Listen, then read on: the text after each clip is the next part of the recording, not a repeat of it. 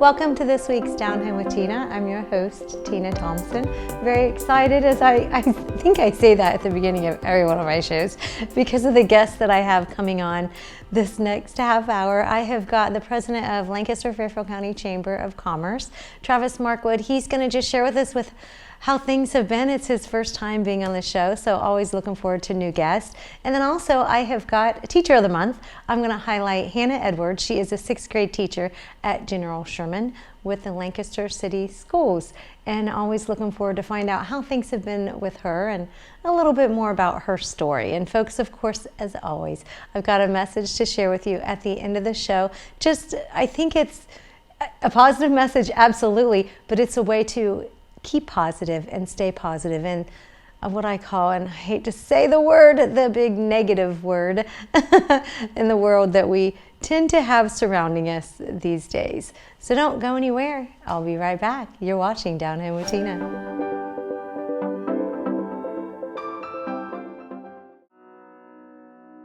The Frankie Smith Funeral Home and Crematory in Lancaster and the Johnson Smith Funeral Home in Baltimore have a long and wonderful history of serving our community.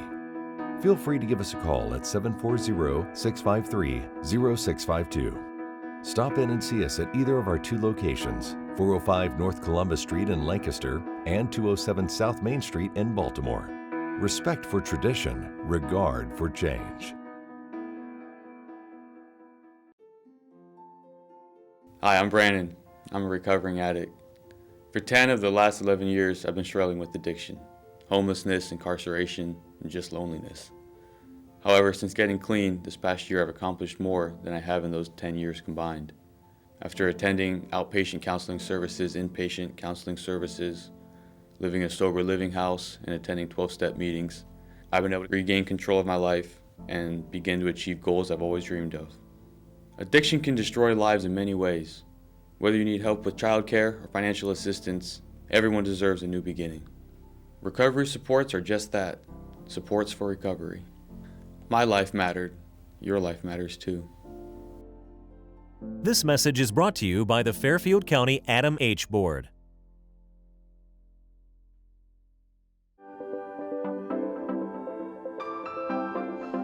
Welcome back to Down Home with Tina. I've got Travis Markwood with me. He is the president of the Lancaster-Fairfield County Chamber of Commerce, and he is just going to share with us about how things have been. Welcome, Travis. What I just said to everybody, I was like, we just sit back, relax, and pretend we're eating chocolate chip cookies and drinking milk here at the Down Home with Tina absolutely. show. Good deal. Just to find out, with what you guys do, and there might be somebody who's watching today, they're kind of like, well, they know of you, but Sure. What is it exactly that you guys do for our community? Sure. Well, the Lancaster-Fairfield County Chamber of Commerce has actually been in existence since 1897 in some form or another. It was started by some local businessmen that created an association back in the day, and that association eventually became the Lancaster Chamber of Commerce, and then eventually the Lancaster-Fairfield County Chamber of Commerce. But Chamber of Commerce's their mission has really not changed in all those years as well. Mm-hmm. They're there to advocate for businesses, to help recruit businesses, to provide resources to businesses, and that's what we do. And we do that in a multitude of ways. We provide marketing services. We provide training to small businesses. We provide networking. We have events that are informational and give our members the opportunity to network with one another, Right. Which is important. And one of the other things that we do that a lot of people don't know, but Chamber of Commerce's get involved in legislation and legislative activities. So we have a legislative action committee that keeps our eye out for legislation that could affect businesses in a positive or negative way. And we look at those policies and we educate ourselves and end up, kind of taking a stance a lot of times and lobbying on behalf of our local businesses on those policies. Travis, how has it been for you ever since all of this has started to, and happen and going on? Has it been slow for you, or has it been even something busier for you because you're still trying to find ways to help your businesses? Yeah, it's evolved over the last, we're going on a year, unfortunately. But it's evolved what we've tried to provide to our members. I can remember last March when we, kind of stay-at-home orders were issued, and my office went home, and there's 4 of us in our office, and for the first week or two, it was simply just, there was so much information coming out, from the state of Ohio, from, federal information, and we tried to act as really a hub of that information because we were getting it from our contacts, at the legislature and in the governor's office and different things. And so we just tried to get that information out. And we were doing that at a rapid pace. But then after a couple of weeks, we kind of had to ask ourselves, like, what do we do next? Like, I think everyone was feeling a little lost at that point. Yeah. So at that point, we decided that, it would be good to reach out. We have 500 members, and we said, let's each of our 4 staff members make it a goal to call, at a minimum 5 members a day, and let's call and do what we're calling a business wellness check. So we called to say, hey, how's your business doing right now, and what can we do? How can we be of a resource to you? And we made a lot of connections that way. We were able to get more information out, put them in contact with the right people to help their businesses. And that was a really kind of rewarding experience, I think, for our whole staff, because on any given year, we typically don't get a chance to reach out and touch and talk with all 500 of our members. But we always say, if we don't always have the answers in our little 4-person staff, but we've got 500 chamber members that surely can help one another in some fashion. Absolutely. It's really coming together through something like this to help each other get through it, isn't it? It is. And that's the other thing that I noticed, and I've even written a few articles on it, and I think the Lancaster Living magazine, that I was really proud of the local business community and businesses in general. They were so resilient and really stood up when they needed to. And we saw things like companies, not applying for loans through the SBA or the federal grants because they were doing okay. And they said, we want somebody else to have that. We saw businesses, helping other businesses. We saw a lot of businesses that were doing well despite, things that were going on, donating a lot of money and resources to other causes. So they really stepped up. I love it. I love it. You guys have a big event usually. Are you planning on anything for this year? Yeah. So for because we may not know yet. I stay in contact with a lot of Chamber of Commerce executives throughout the state, and we're all battling the same thing: is how do you attempt to put on events? Because chambers put on a lot of events, and and a lot of their fundraising comes from those events and sponsorships and things like that. Right now, we're still in a virtual kind of mode. We've got the State of the City address coming up here in a couple weeks. We just did filming on that earlier this week with the Interface team. It's going to be a virtual tour, if you will, of some of the departments throughout the city, which I think is going to be very interesting when it's all put together. As we move forward a little bit, we do have a State of the Schools address coming up this spring that we always do. That will be virtual as well. Our first probably in-person event is going to be in May, where we have our an annual golf outing. And we were able to do this last year too, and we felt we could do it safely. We put in some extra protocols, and the folks out at Valley View Golf Course do a fantastic job of making sure the course is ready and safe and protocols. So we'll do that. We have moved our annual meeting and dinner, our big event, our biggest event of the year. We've moved it to September. It's funny, but last year, for the first time in 40 years, we decided we're going to move this event to May and get it out of January because it's so cold and icy and snowy. Yeah. And of course, a pandemic hit, so we weren't able to do that. So, so we're going to move it to September and give us the best chance to have some type of in-person event, we hope.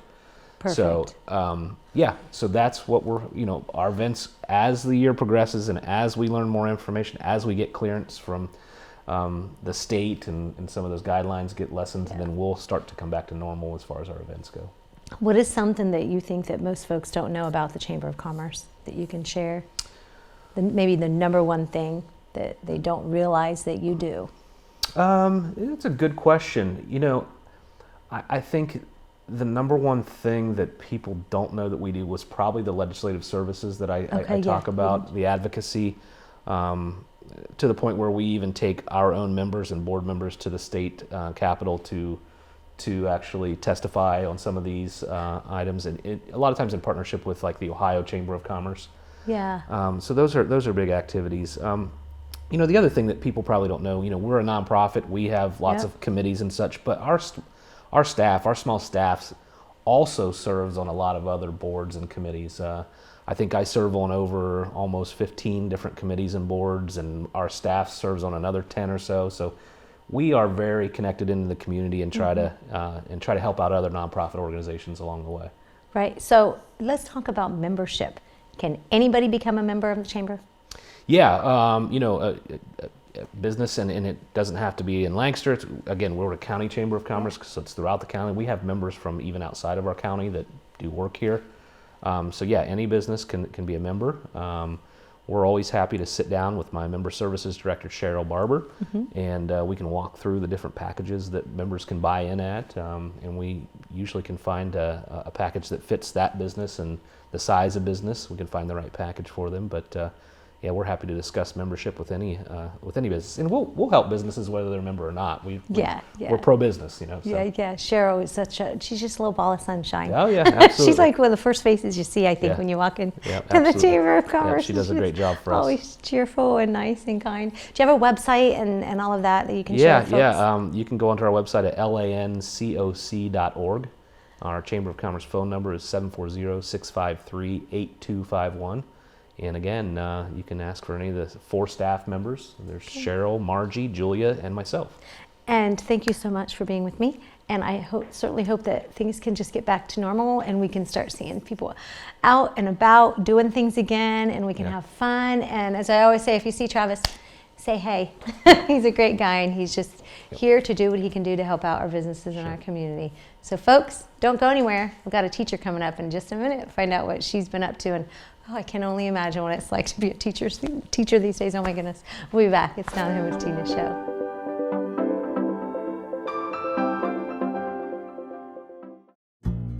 Fairfield Federal. When it comes to our customers and our community, we go above and beyond to help. Our people make the difference. We were retiring from Tucson, Arizona, and we made a retirement trip out around Ohio, having decided that's where we wanted to be.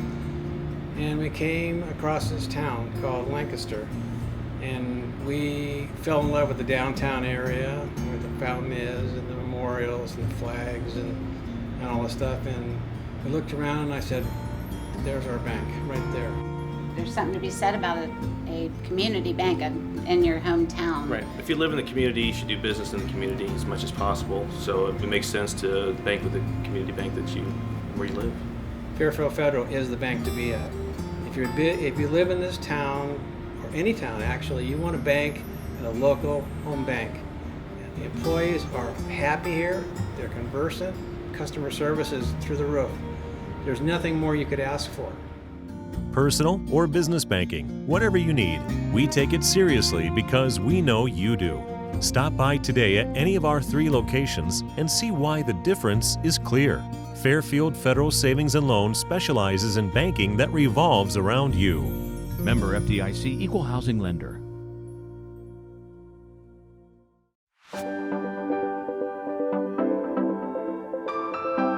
Welcome back to Down Home with Tina. I've got a 7th grade teacher. Her name is Hannah Edwards. She is a teacher at General Sherman.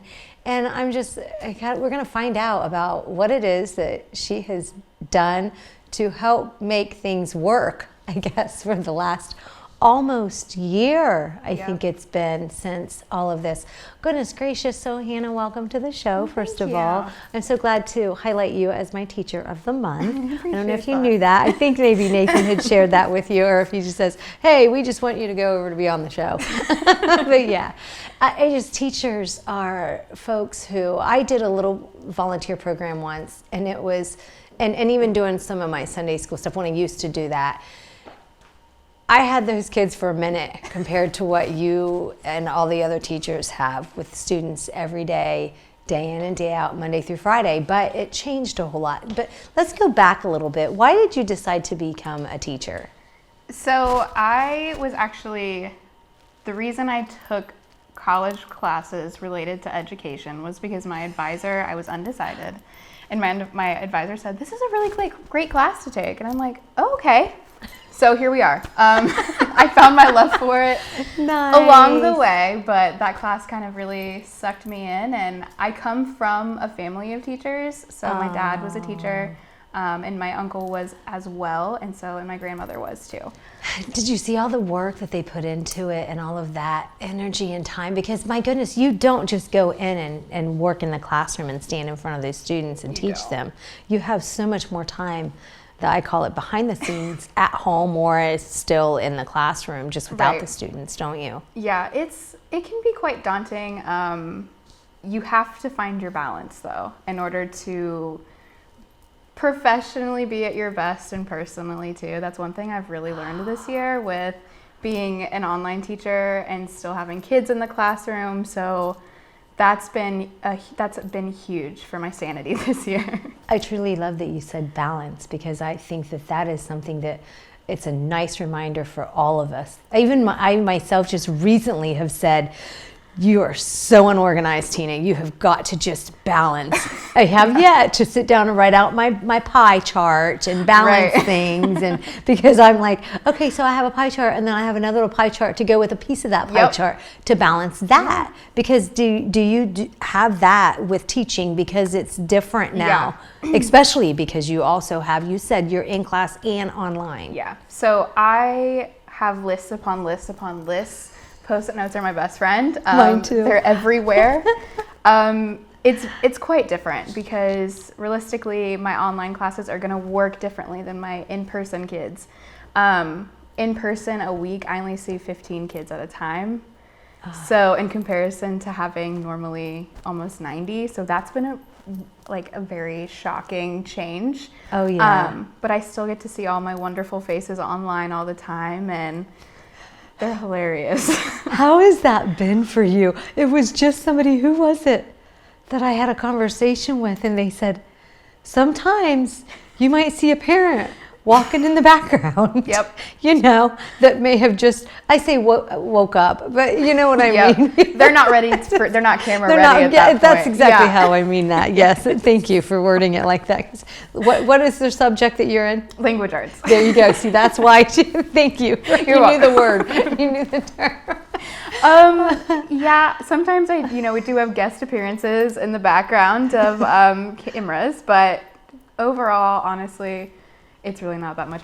Everybody's used to it at this point. Yeah. At the beginning, it might have been a distraction, but now everybody's just like, yeah. The biggest thing, honestly, are the animals. I was just going to ask you about the dogs. I pretty much know all of my students' dogs' names and cat names.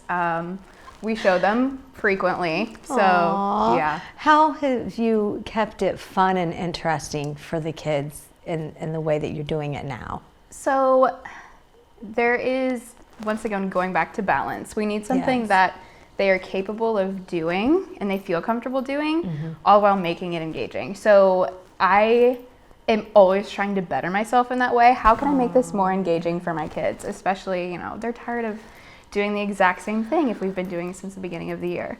So we try to play games online. They have a lot of online educational games that we try to play related to what we're learning. Yeah. Each day for my online kids, I start with a question related to, it's either a this or that question, so dogs or cats, or what's your favorite? Today was superhero. So each day we do that, and then in Zoom chat, they just let me know their answer, and then we talk about it together. So that's how we try to start our day. So, do the kids get to interact at all with this virtual learning for their own, socializing? Not really, which is a really hard part. The loss of connection in comparison to past years to now has been the hardest thing about this year. Yeah. If kids want to hop on and talk, they can, but a lot of kids are kind of timid and don't want to. So it's really hard to get them to interact with each other online. What's your favorite part about your job? The kids. Yeah. Yep, they are wonderful. The best part about middle school is, some people would not agree that there's not any good parts to middle school, but I can only imagine what it's like some days. Yeah. There's some really funny things that happen all the time, but it's nice to see life through the eyes of like a 12 or 13-year-old and how refreshing it can be and how just literal it is for them. They keep you on your toes all the time. You never know what's going to come out of their mouth. So I think that's probably my favorite part. Do you think they are completely different than what it was like for when you were that age? Yes and no. Okay. They're still, I was probably super weird when I was that age. So I can't really, I know how I feel. Super weird when we're in 7th grade. Yeah. Nobody's normal in 7th grade. So that aspect is still there. With all due respect of all 7th graders right now. Sorry. I don't think anybody reaches normalcy. No, because there's so much happening in their lives. And they're trying to and then figure this, it out. bam, you know, and trying to figure life out. And then, bam, the first thing, kids, you're never going to figure life out. I'm just kidding. I try to. If you figure it out, you let me know. Yeah, I actually tell them that quite a bit. Do you really? Yeah, I'm like, I still don't know what I'm supposed to be doing. So I'm very honest with them. That's the best thing to be with kids because they know when you're feeling it. Giving them the not truth or not, you know what I mean? Or trying to give them, something that's just for sure. So anything other than real. They know. And they appreciate it. Yes. Because at this age, unfortunately, they're not old enough to be treated like adults, but they really crave that.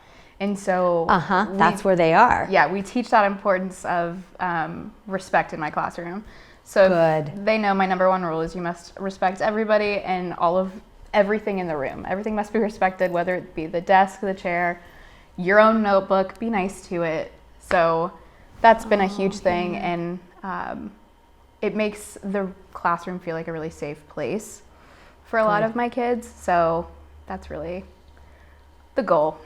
I love it. And it's working. Something's working, right? So it's working. How many years have you been teaching? This is actually my 2nd year. It is your 2nd year. Yep. So it was like first year you had normal, No. It was March we were done. Yep.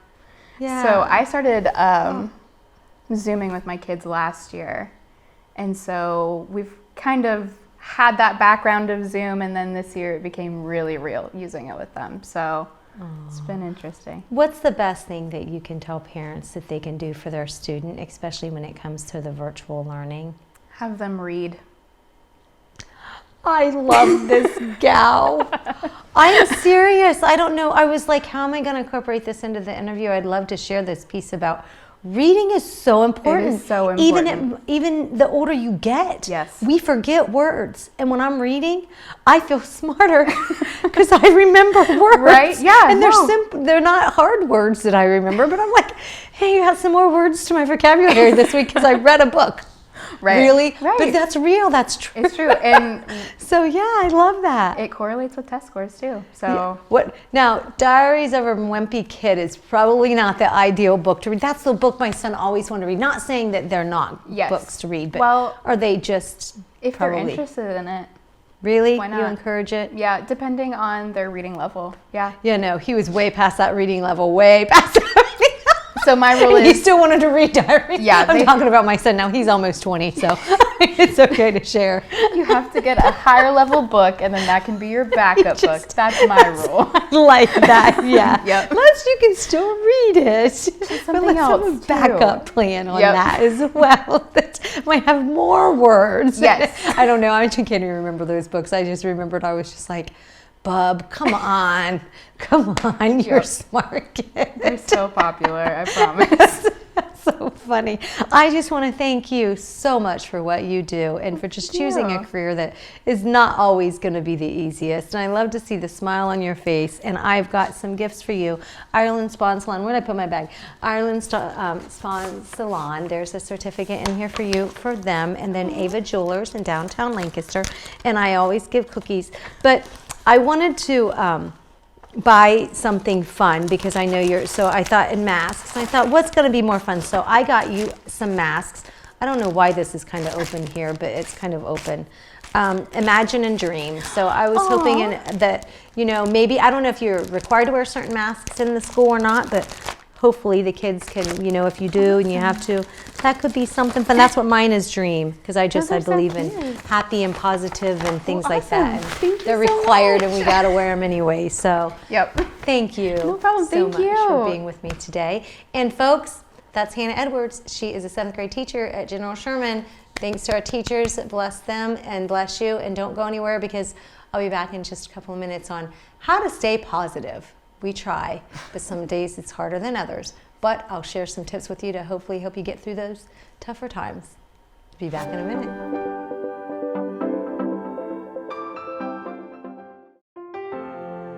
Dagger Law has been part of the Lancaster community for more than 110 years. This is where we live and work. You'll see us at festivals, sporting events, and all around town. We consider our clients as friends, and we walk alongside you through challenging times. Whether you're a growing business, a changing family, facing litigation, planning your future, or dealing with land issues, we're right here. We are local. We are trusted. We are experienced. Dagger Law.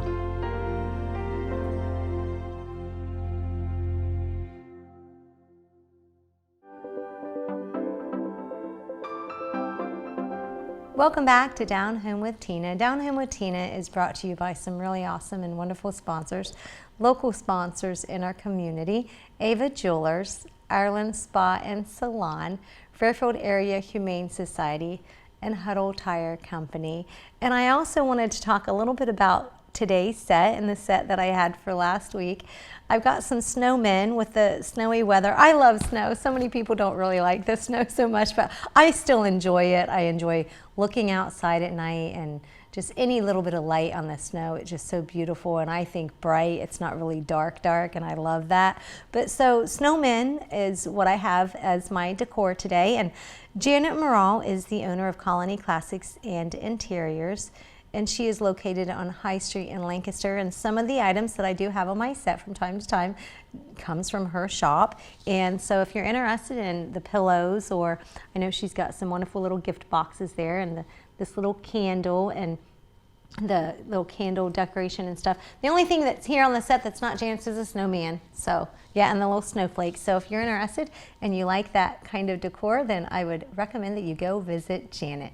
So I wanted to also share with you folks, staying positive. How are some of the ways that we can stay positive? Years ago, when I started doing a radio show, I wanted to share a positive quote every single day. Monday through Friday, I did the show. And so I started looking for those positive quotes. I found when I was looking for those quotes, they were helping me to be more positive. So that's a suggestion. Look for a positive quote. I know on Facebook that they have inspirational and positive quote pages or something like that, inspiring and positive. Maybe follow one of those pages so you can see it in your Facebook feed if you're on Facebook, or you can go online and you can Google that and you can find those kind of quotes. But here are some of the things and ways to also stay positive. Surround yourself with people who bring the best out in you. They're going to be the ones that are going to make you laugh, which is one of the other things, is find ways to laugh more often. Also, smile in celebration of all of the good things that you have going on in your life. If you're having a bad day, at the end of that day, instead of dwelling on the bad, sit down and think about all of the good. That is when I think that we begin to train our brain to think positively, is when we do that. If you're in a bad situation, train your brain to say, hey, wait a minute, you know what? And think of something more positive to get you out of that. Limit negative media and entertainment. That is huge. That is something I have not watched TV. I will have some close people to me will say, do you know what's going on in the news today? And sometimes they do it just to test me, and I'll be like, no, so just tell me. Because sometimes I just can't listen to what is going on because it saddens me. It's not that I'm unaware of what's happening. I'm very aware. It's just that I don't choose to listen to negative things in media and in entertainment. How to be positive, or some of these things, is to write in a journal, learn to be grateful, get active, do something that makes you feel good. For me, I like to jog, I like to work out. Also, affirm yourself. And what I mean by that is say nice things out loud to yourself. Say, I am a good person, I am a great person, if that's what it takes. But most importantly, folks, believe in you. And that's what I'm going to leave with you today. Thanks so much for watching. God bless. Have a great and safe week. You've been watching Down Home with Tina.